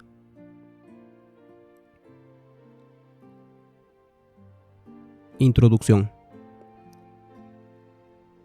Como la mayoría de ustedes, o tal vez todos ustedes, Saben, he estado involucrado en un proceso de sumisión para con el BRC, buscando resolver algunos asuntos bíblicos en mi cabeza, los cuales he documentado en mi manuscrito El regreso de Elías. Luego de un periodo de aproximadamente 18 meses, este proceso ahora se ha completado. He hecho lo mejor de mi parte para oír cuidadosamente las sugerencias que me hicieron mis hermanos en cuanto a lo que ha sido colocado frente a mi conciencia. Incluso he rogado al Señor que me libere de las convicciones que ahora tengo, si había cualquier posibilidad de autoengaño, sobreénfasis o demasiada fijación sobre algún tema que para muchos es ya sea un ministerio o un asunto secundario. Por más que lo intentara, mi conciencia no pudo aceptar un cambio en mi forma de pensar. El doctor Niels Watts me pidió que bosquejara en donde tengo mayores preocupaciones y lo intentaré hacer brevemente. La expresión completa de mis pensamientos está, por supuesto, desarrollada en mi manuscrito El regreso de Elías, el cual estaría feliz de compartir con aquellos que lo pidan. Ha habido una controversia considerable dentro de la Iglesia Adventista durante los últimos 100 años en el tema de autoridad, específicamente tratándose del rol de Cristo, el rol del Espíritu de Profecía y el rol de las mujeres. La naturaleza de esta controversia ha girado alrededor de la naturaleza de su autoridad en relación con sus contrapartes, específicamente Cristo para con el Padre, Elena de White para con la Biblia y la mujer para con el hombre, tanto en el hogar como en la iglesia. Debido a que estos tres pares de autoridades se hallan en pares correspondientes, la pregunta ha surgido naturalmente en cuanto a la relación entre ellos dentro de sus esferas respectivas. Estas preguntas han llevado naturalmente a preguntarnos acerca de la igualdad y cómo definirlas. Mi observación de la investigación adventista de estas preguntas es que la naturaleza de la igualdad y cómo la definimos nunca ha sido cuestionada ni objetada seriamente. Por definición, la palabra igualdad demanda un sistema de valores de medidas, y dentro del ámbito del pensamiento adventista, este sistema de medidas parece haber terminado, por default, en la medida del poder, la habilidad y la posición inherente. Sin embargo, he hallado amplia evidencia que sugiere que este sistema de valores es defectuoso y no está basado en principios bíblicos. En mi diálogo con mis hermanos, he tratado en vano de generar conciencia en cuanto a esto.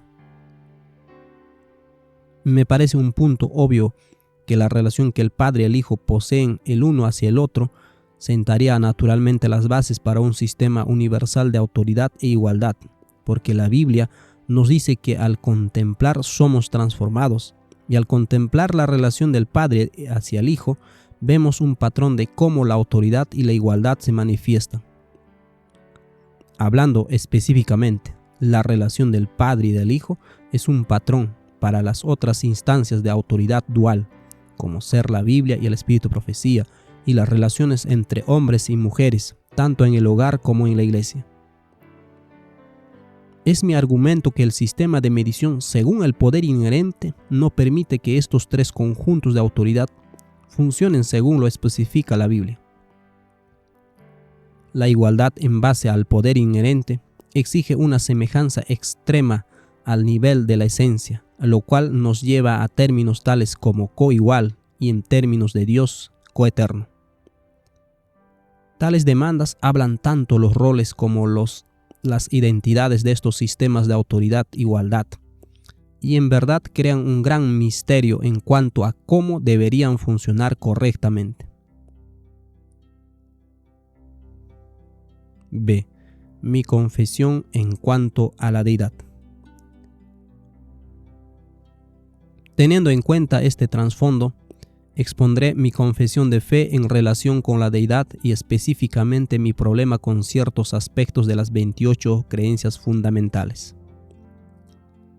Creo que Dios el Padre es la gran fuente original de la vida y de Él fluyen todas las cosas. Primera de Corintios 8:6, Salmo 36:9 y Santiago 1:17. Creo que Cristo salió del Padre en la eternidad más allá de la esfera de la comprensión humana y que ha existido desde la eternidad en comunión con el Padre. Miqueas 5:2, Juan 8:42, Juan 1:18 y Proverbios 8:21 al 30. Creo que así como el Padre tiene vida en sí mismo, le ha dado al Hijo a tener vida en sí mismo, y que el Hijo heredó la plenitud de la deidad en la imagen misma de la sustancia de su Padre. Juan 5:26, Hebreos 1 del 2 al 4. Creo que Adán y Eva fueron creados a la imagen del Padre y el Hijo como una creación única, y que así como Eva salió de Adán y fue formada de su misma sustancia, y a través de Eva fue poblada toda la tierra, de la misma manera el Hijo salió del Padre de su sustancia, y que por medio del Hijo el Padre creó el universo, todo entero. Génesis 1, versículo 26 al 27, Romanos 1:20, 1 Corintios 11, versículos 3 al 9 y Efesios 3:9. Creo que el Espíritu Santo es el Espíritu personal y omnipresente del Padre y el Hijo, y que fluye del Padre y el Hijo como su representante. Es por medio de esta poderosa agencia que Cristo nos consuela y nos fortalece personalmente. Apocalipsis 22:1, Romanos 8 al 10, Juan capítulo 14, versículo 16 al 18 y Juan 16, 7 al 16. Mi dificultad con las creencias fundamentales. Como resultado de estas creencias, encuentro imposible reconciliar los siguientes aspectos de las 28 creencias fundamentales. Creencia fundamental 2. Hay un Dios, Padre, Hijo y Espíritu Santo, una unidad de 3 personas coeternas. De mi estudio de las Escrituras, este es un Dios falso, más parecido a la religión de Baal de la que de Jehová, y por lo tanto es una violación del primer mandamiento. Creencia fundamental 4. Dios el eterno Hijo. A la luz de lo expresado en la creencia fundamental 2, esta expresión indica que el Hijo es Dios, no por herencia, sino por medio del poder autooriginado. Creencia 5. Dios el eterno Espíritu. Estuvo activo con el Padre y el Hijo en la creación. A la luz de lo expresado en la creencia fundamental 2, esta expresión indica que el Espíritu es Dios, no como el representante omnipresente del Padre y el Hijo, sino por su poder autooriginado. Hay implicancias secundarias que resultan de esta creencia fundamentales, específicamente la comprensión espiritualizada de los términos Padre e Hijo. Esta comprensión es una clara desviación de la regla literal de interpretación bíblica y del materialismo teológico establecido por nuestros antepasados adventistas. Este proceso me lleva a una serie de objeciones, junto con las referencias a los capítulos de mi manuscrito. La espiritualización de los términos Padre e Hijo, al punto que Cristo no es literalmente el Hijo de Dios, es decir, no ha heredado su divinidad, altera los principios de la interpretación bíblica. Puede verlo en el capítulo 28 de este libro. Colocando las creencias fundamentales de la Iglesia acerca de la deidad sobre varias suposiciones que solo pueden inferirse, pero no se pueden probar con forma explícitas desde las Escrituras. Es decir, mezcla de la tradición y las Escrituras. Puede verlo con más detalle en los capítulos 27 y 28 de este libro. El uso de una metodología espiritualizada concerniente al Padre y al Hijo, lo cual marca un precedente para espiritualizar otras doctrinas bíblicas, tales como la doctrina del santuario, quitándole la importancia de los dos compartimientos e inturbiando la obra real de la salvación que comenzó en 1844. Es decir, altera otras doctrinas e invoca una serie de herejías. Puede verlo en el capítulo 8 de este libro. Una falsa comprensión de la autoridad se deriva de la Trinidad, lo cual coloca al Padre en posición de quien asume la posición más alta y al Hijo como quien asume la posición de sumisión.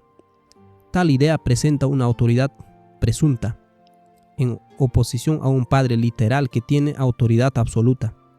Tal idea presenta a la sumisión de Cristo como algo que se asume para los propósitos de la salvación, en lugar de que su sumisión sea el camino y el ejemplo para que todos los seres creados comprendan el principio de la sumisión y cómo éste opera. Es decir, altera la percepción de la autoridad y la sumisión. Puede ver más detalle en los capítulos 31 hasta 34.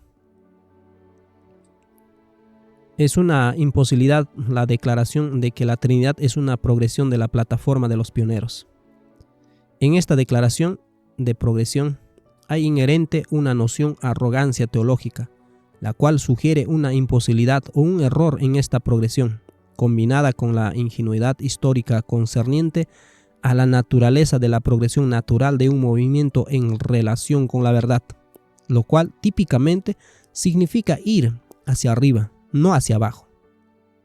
Es decir, el rechazo de la plataforma doctrinal adventista original. Puede verlo en el capítulo 26. Un elemento clave dentro del mensaje de 1888 de Waggoner fue la divinidad heredada de Cristo. La Trinidad provoca el rechazo del centro del mensaje de 1888. Puede verlo en el capítulo 26. Una comprensión falsa de la igualdad que se deriva de la Trinidad luego se transfiere al empuje de la neutralidad del género en el gobierno de la Iglesia, el cual no tiene apoyo en las Escrituras. Cambia la percepción de la igualdad, lo cual afecta el gobierno de la Iglesia. Puede verlo en el capítulo 33.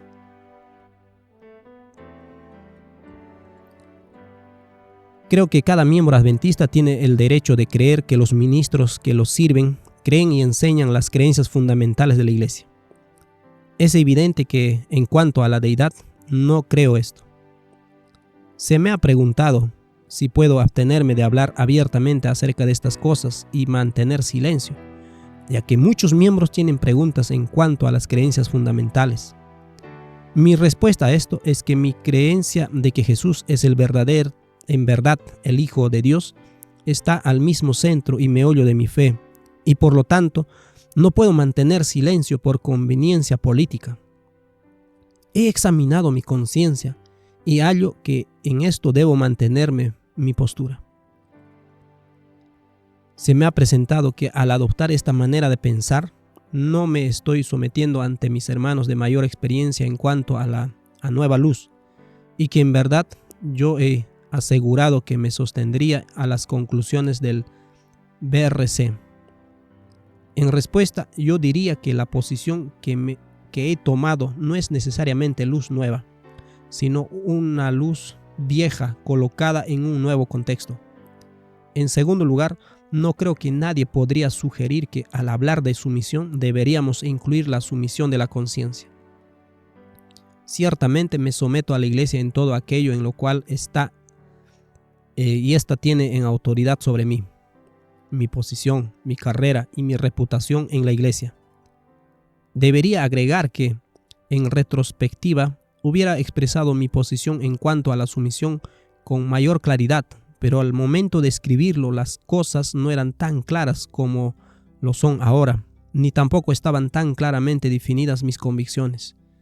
Había esperado que, por medio del proceso, se me guiara a un punto de más armonía. Créanme, oré por ello, pero no fue así. Algunos dentro de la iglesia me han preguntado por qué estoy haciendo un escándalo acerca de algo que es esencialmente un misterio y algo difícil de entender. Yo argumentaría ante este tipo de pensamiento que es la iglesia la que ha hecho un escándalo de este asunto, y si las creencias fundamentales no fueran tan específicas, entonces yo podría sostener mis creencias sinceramente y seguir siendo un miembro fiel de la iglesia. Básicamente creo que la mayoría de nosotros nos damos cuenta de que las dos ideas son diametralmente opuestas y que nunca hallarán armonía dentro de la iglesia, y esto no ayuda al bienestar de la membresía de la iglesia. Entonces, esta es la posición que estoy plenamente resuelto a tomar luego de mucha oración, angustia y examinación de mi alma, combinado con un profundo amor por mis hermanos y un sincero intento de aceptar sus consejos. Tengo la intención de poner esta confesión de fe a disposición del resto de la Iglesia en el futuro cercano.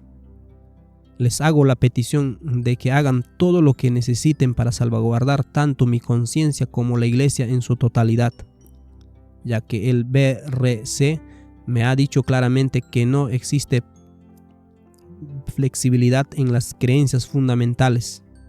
Entonces, el que yo siga siendo un ministro ordenado me expone al cargo de falta de integridad, un cargo que les pido que consideren resolver. No debo resignar, ya que todavía considero que la Iglesia Adventista es el pueblo del pacto de Dios y siento que no tengo derecho a alejarme de ella basado en mi propia autoridad, pero creo que está dentro de su poder y autoridad el resolver este asunto al decidir en contra mío de acuerdo con sus convicciones.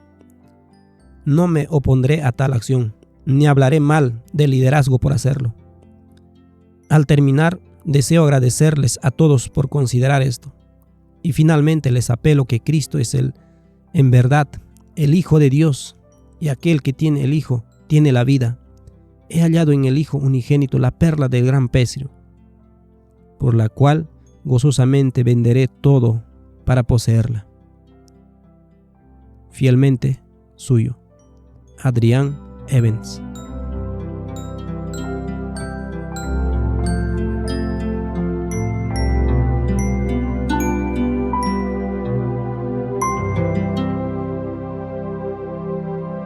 Capítulo 44. Respuesta de la Unión Australiana de la Asociación y mi respuesta final.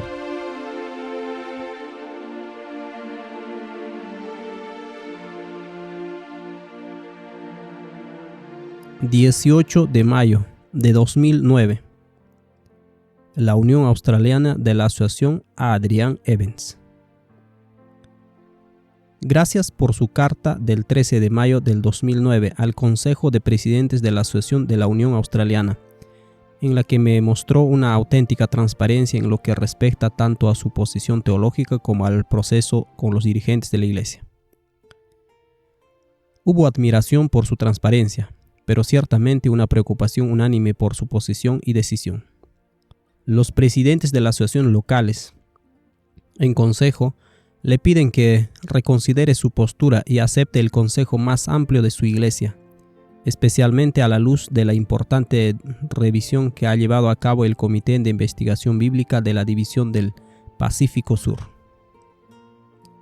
Si usted sigue creyendo que la Iglesia Adventista del Séptimo Día es la iglesia remanente de la profecía bíblica, entonces la sumisión a tal petición no sería una sumisión de conciencia, ya que, de hecho, sería su conciencia la que tomaría la delantera, proporcionándole la fuerza para respetar las conclusiones bíblicas y el consejo más amplio de los hombres de experiencia que Dios ha colocado en el liderazgo de su iglesia de los últimos días. Pero si decide mantenerse firme en sus posiciones, entonces los presidentes creen, con profundo pesar, que sería apropiado que un hombre tan íntegro como usted ha demostrado ser, solicite al Comité Ejecutivo de la Asociación de la Unión Australiana que anule su ordenación por las mismas razones expuestas en su correspondencia.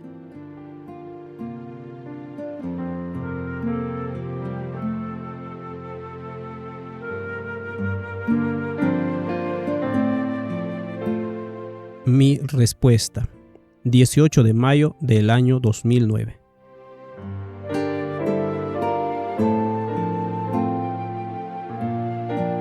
Adrián Evans, a la Asociación de la Unión Australiana.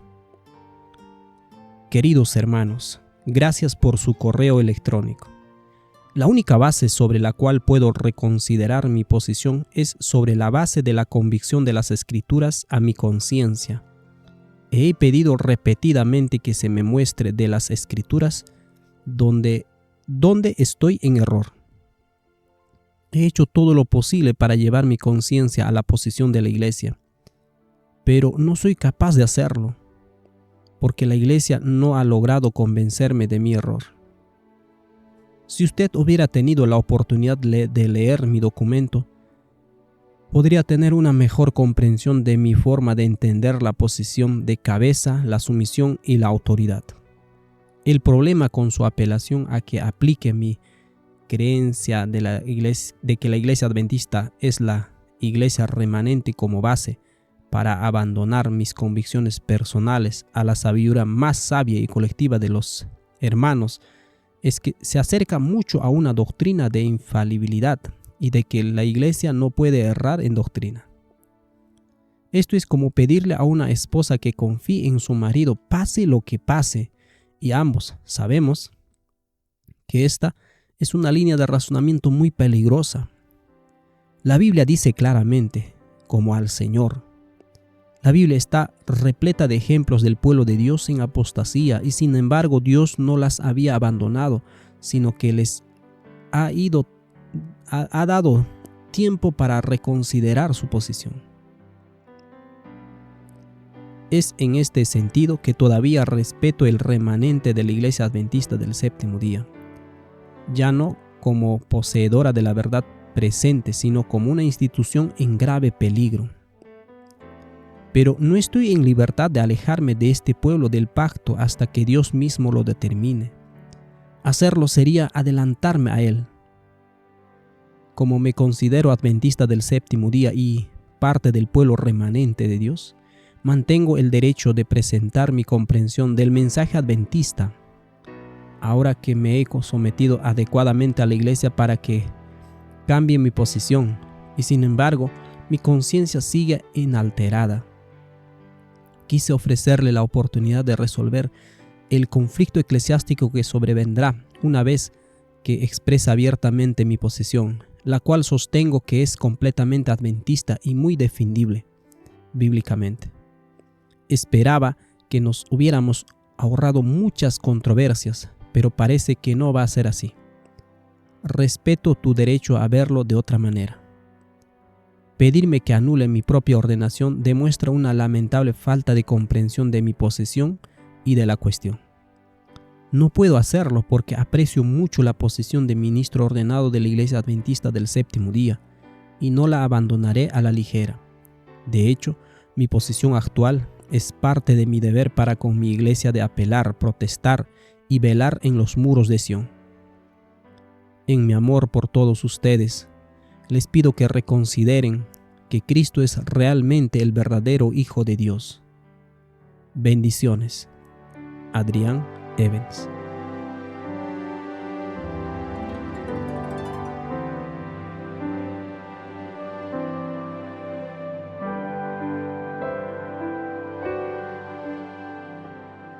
Capítulo 45. Carta de anulación de ordenación.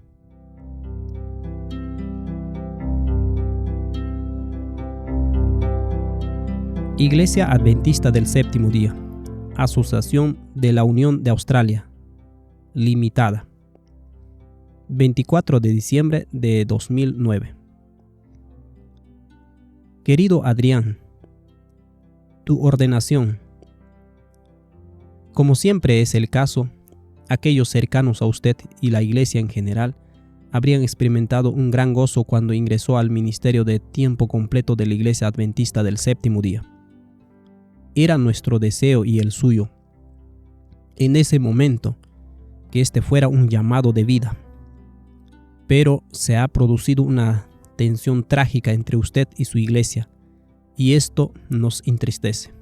Sin embargo, antes de continuar, lo afirmamos por su interacción abierta con el liderazgo teológico y administrativo de la Iglesia Adventista del Séptimo Día durante un largo periodo de tiempo. El espíritu en el que ha participado ha contribuido a mantener una relación positiva. Sin embargo, el resultado ha sido tal que no ha recibido el consejo de los hermanos, sino que ha elegido aferrarse a algunas posiciones teológicas muy importantes que están en desacuerdo con la Iglesia Adventista del Séptimo Día. y además ha declarado que compartirá activamente estas creencias variantes.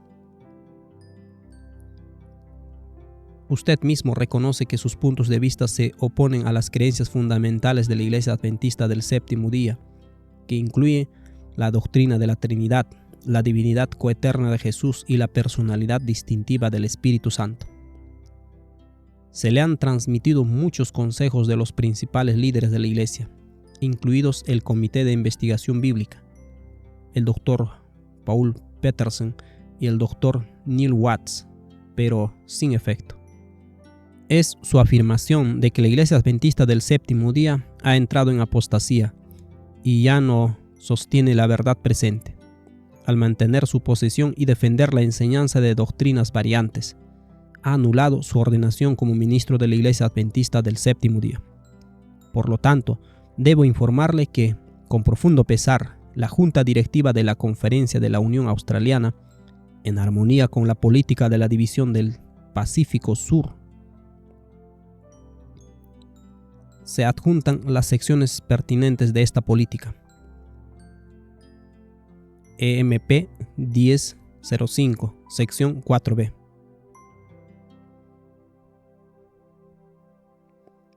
Y la recomendación de la Conferencia del Sur de Queensland han aprobado el registro de la anulación de su ordenación.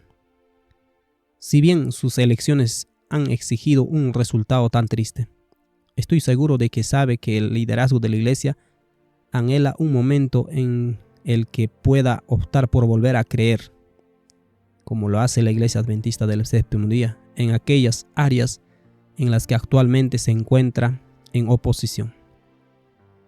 Permaneces en nuestras oraciones. Tuyo sinceramente, Pastor Ken Vogel, Secretario General. Adjunto copia de la política EMP 1005, sección 1 al 7, EMP 1005 4B, disidencia. Cuando un empleado expresa abiertamente una disidencia significativa con respecto a las creencias fundamentales de la Iglesia Adventista del Séptimo Día, la Iglesia puede eventualmente considerar que la disidencia continua e impenitente es apostasía, y la organización administrativa del empleado la identifica como tal después de asesorarse con la siguiente organización superior.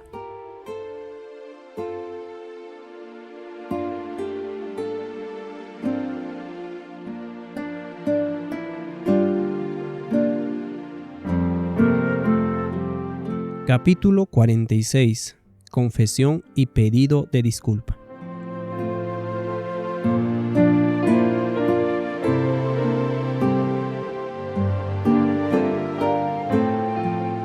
Aunque me fue doloroso perder mis credenciales, comprendí las implicancias de mi decisión de aceptar al Hijo unigénito de Dios. Comprendí que me sería imposible operar dentro de la Iglesia Adventista con mis convicciones de las Escrituras y con la transparencia que estaba convencido de que le debía a la Iglesia. Al reflexionar en cuanto a los eventos de estos preciosos 2 años y medio, recordé una noche luego que había terminado de escribir el libro. Tenía una sensación abrumadora de vergüenza por la idolatría en la que había estado involucrado y el dolor y el sufrimiento que esto había causado a mi familia y a aquellos que estaban bajo mi influencia. Confesé mi pecado a Dios y le pedí su perdón. Clamé la seguridad del amor de nuestro Padre y me regocijé en el conocimiento del Hijo unigénito. No hay palabras para describir la libertad que sentí en la verdad del Hijo unigénito y lo que esto significó para mí. Este no es simplemente un ejercicio académico de presentar una creencia en contra de la otra. Es la diferencia entre adorar a una persona y ser seducido por una mentira. Mientras reflexionaba en cuanto a estas cosas, caí bajo la convicción de que debo pedirle disculpas a todas las personas a las que he influenciado con una comprensión errada acerca de Dios. También sentí que era importante evitar los peligros de simplemente cambiar mi manera de pensar y luego ponerme a señalar los errores de los demás. El espíritu de condenación, como una forma de justificación, no proviene de Dios, sino del enemigo. Review Herald del 7 de septiembre del año 1897, párrafo 3. Era muy difícil hacer evidente el poder engañador de Satanás. Su poder para engañar aumentaba con la práctica. Si no podía defenderse, debía acusar, para parecer justo y recto, y hacer que Dios pareciese arbitrario y exigente. No podía defender mis acciones en el culto falso en el cual había participado. Por lo tanto, tenía que confesar mi error para protegerme en contra del peligro de acusar a los demás para justificarme. Esta es una gran prueba para aquellos que acepten la verdad del Hijo de Dios dentro de la Iglesia Adventista. Existe la gran tentación de defendernos acusando a la Iglesia de manera que parezca que somos justos. Esta es la razón por la cual muchos que aceptan la verdad acerca del Hijo de Dios a menudo se creen moralmente superiores y desarrollan un espíritu de acusación. Esta es una herramienta para cubrir la humillación de haber creído un grave error. Escribí una carta para pedirle disculpas a todos los que estaban suscritos a mi ministerio en la internet. Había unos 1,600 suscriptores. El email llegó a muchos de mis amigos con el título Confesión y pedido de disculpa. Para muchos, esto parecía como que me estaba retractando de mis ideas acerca de Dios y que estaba volviéndome a las creencias de la iglesia. Cuando leyeron mi email, su gozosa anticipación se transformó en tristeza y enojo. Lamento mucho que las cosas hayan salido de esa manera. La frase confesión y pedido de disculpa puede entenderse en forma distinta según el contexto. El significado de lo que le estaba dando a estas palabras era mi apología o defensa en cuanto a mi creencia y mi confesión de Cristo, el Hijo engendrado. Aquí está lo que escribí. Ahora, apología en inglés tiene dos significados posibles: pedido de disculpa, así como también apología o defensa. 19 de enero del 2010. Aquí está lo que escribí. Queridos hermanos y hermanas de la comunión del pacto del adventismo, les escribo bajo la convicción que necesito pedirles disculpas. En mi posición como ministro de la Iglesia Adventista del Séptimo Día y como director del Maranatha Media, he tenido una posición de influencia e he utilizado estas posiciones para apoyar y promover enseñanzas que no son bíblicas. En el año 2007, y a través de una serie de eventos providenciales, fui convencido de que la doctrina de la Trinidad, así como está expresada en las 28 creencias fundamentales de los adventistas del séptimo día, no podía hallar apoyo en las Escrituras, y es en realidad una violación de los mandamientos de Dios, más notablemente los primeros 4 mandamientos. Por medio de la oración y el estudio de las Escrituras, encontré que Dios había colocado un fundamento sólido para el movimiento adventista mediante la convicción de sus líderes de que Jesús es en verdad el mismo Hijo de Dios, no en símbolo, sino en realidad. Aprendí que Dios es verdaderamente el Padre de Jesús y que Cristo ha recibido todo lo que posee por herencia. Al tener a este Hijo, he hallado con gran gozo que tengo vida y que la tengo abundantemente. También me convencí de que mi creencia en la Trinidad, así como está expuesta o expresada en las 28 creencias fundamentales, era ofensiva para Dios, y me fue dado el espíritu del arrepentimiento para confesar mi pecado. Lloré por este pecado de romper los mandamientos del Padre. También me di cuenta de mi pecado en enseñar esta falsa doctrina a muchas personas, tanto en las iglesias que pastoreaba como por medio de los sitios web que he desarrollado. Les ofrezco mi pedido de disculpas desde lo más profundo de mi corazón, por lo que creo es un pecado de lo más ofensivo y una transgresión en contra del Señor al enseñar y esparcir la doctrina de la Trinidad. He llegado a notar que esta enseñanza es una herramienta peligrosa y espiritualista de Satanás para destruir la verdad del Padre y su precioso Hijo, verdad que salva vidas. En los últimos 2 años he estado en diálogo con el Comité de Investigación Bíblica de la División del Pacífico Sur de los Adventistas del Séptimo Día, apelándoles que vuelvan a estudiar este asunto y que consideren la evidencia que les presenté. El comité no halló luz en lo que les presenté y me pidió que no circule mi manuscrito a la iglesia en general. Tomé sus recomendaciones y consejos y los llevé al Señor, pidiéndole que me ayudara a oír cuidadosamente lo que me dijeron, ya que respeto su posición como líderes de la iglesia. Les pedí al Señor que me ayudara a ver en dónde me podría haber equivocado. No deseaba causar división y dolor innecesario en la iglesia de Dios. No hallé alivio en los consejos que me fueron dados, solo sirvieron para fortalecer aún más mis convicciones. Apelé a los líderes de la iglesia que resolvieran este asunto. Les expresé que me sería imposible cambiar mi conciencia a pesar de mis esfuerzos sinceros por hacerlo. Sentía que no podía asignar mi posición, ya que reconozco a la iglesia adventista como el pueblo del pacto de Dios, pero sentí que si el liderazgo lo viera como lo mejor para la iglesia, que podrían disculparme como mejor les parecía. A principios de diciembre del 2009, se me informó que mis credenciales como ministro de la iglesia adventista habían sido anuladas y que ya no soy un ministro de la iglesia adventista del séptimo día. Acepto plena responsabilidad por esta decisión y no culpo a los líderes por esto. Continúan estando en mi corazón y mis oraciones. La iglesia adventista está al mismo centro de mis afectos y sigo orando fervientemente por ella como miembro de su comunión. He armado un sitio de web que explica algunas de las razones que he hallado en las Escrituras. Ya no está en funcionamiento ahora. También he juntado más completamente la historia detrás de mi manuscrito llamado El regreso de Elías en mi sitio web adrianevans.com. Mi manuscrito solo está disponible bajo pedido directo a mí y no debe ser compartido con otros con la intención de socavar al liderazgo de la iglesia adventista, sino solo como medio para comprender mi posición.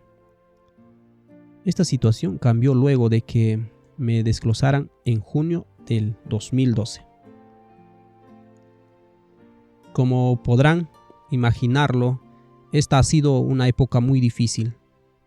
La mayoría de mis colegas y mis amigos se han distanciado de mí y no me han contactado para nada en cuanto a este proceso.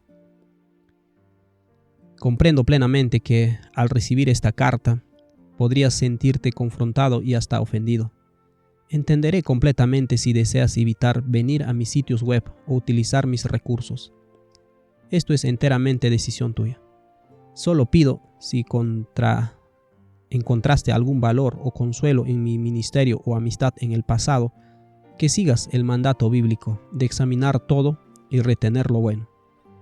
Muchos evitan contactarme para evitar ser contaminados. Oro pidiendo que su afecto cristiano, combinado con tu seguridad en cuanto a tus creencias, haga que no tengas miedo de ayudar a un hermano que percibes se ha perdido en el camino. Es fácil simplemente suponer que es una terrible tragedia y preguntarse cómo es que esto pudo suceder a un pastor. Pero apelo a que escudriñen las Escrituras, oren fervientemente por luz y prueban todas las cosas paso a paso. No permitan que el temor por lo que otros piensen sea el factor de decisión. A mis ex colegas les apelo a que consideren su posición y responsabilidad para con el rebaño, para guiarlos fielmente y solo presentarles la verdad de la palabra de Dios. Por favor, sean fieles en su búsqueda de la palabra y asegúrense que están elevando al verdadero Dios de las Escrituras. Ambos conocemos las consecuencias de no hacerlo esto. A los miembros de iglesia les digo que no esperen a que los ministros lideren en este proceso. Ellos tienen mucho más que perder que un miembro de iglesia. Ellos enfrentan la posibilidad de perder su carrera y reputación, así como me han pasado a mí. El precio es extremadamente alto y hace difícil el estudiar este tema con candidez. Aquellos que he pastoreado, en verdad les pido su perdón por enseñar falsas doctrinas y por no ser diligente al presentarles la palabra pura de la verdad. A mis queridos amigos, con los cuales he labrado en la viña del Señor, mi corazón clama por ustedes para que no abandonen tan fácilmente su afecto hacia mí y que no me quiten de sus mentes. Atesoro los recuerdos que tuvimos juntos y su silencio me es doloroso. Si sienten que he sido atacado por el enemigo y dejado al costado de la ruta a Jericó para morir, por favor no crucen al otro lado para seguir su camino en silencio, porque tienen asuntos apremiantes en la viña del Señor.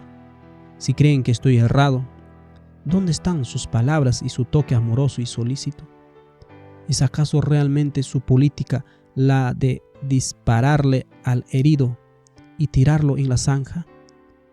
¿Quién tiene su corazón? Cualquier amor que sintieran por mí exigiría que examinen mi pedido hacia ustedes. El no hacerlo los hallará severamente faltos cuando sean pesados en balanza. Desearía poder compartirles el inmenso gozo que he hallado al conocer al verdadero Padre e Hijo. Su comunión es mi solaz y consuelo constante. Las victorias espirituales que se han ganado, la vida cristiana más consistente y el gozo más profundo que nuestra familia vive junta, son todos frutos de seguir al verdadero camino, verdad y vida. Humildemente y entusiásticamente les pido: vengan y vean, probad y ved que el Hijo unigénito es un verdadero deleite y que su yugo es en verdad fácil y su carga es maravillosamente liviana. Y finalmente, a nuestro querido Padre Celestial, el soberano del universo, te agradezco por tu tierna misericordia al abrir mis ojos a tu verdadera identidad y a la identidad de tu Hijo. Qué gozo inefable he hallado simplemente al saber quién eres. Me enseñaron que eras un misterio, pero me has enseñado que no debo confundir tu naturaleza con tu identidad. Tu identidad es clara en las Escrituras. Tú eres un Padre y Jesús es tu único Hijo engendrado. Mi corazón salta de gozo al pensarlo. Me inclino ante ti y espero con anticipación el sello del nombre del Padre, en lugar del sello de la ramera cuya marca está cubierta de misterio.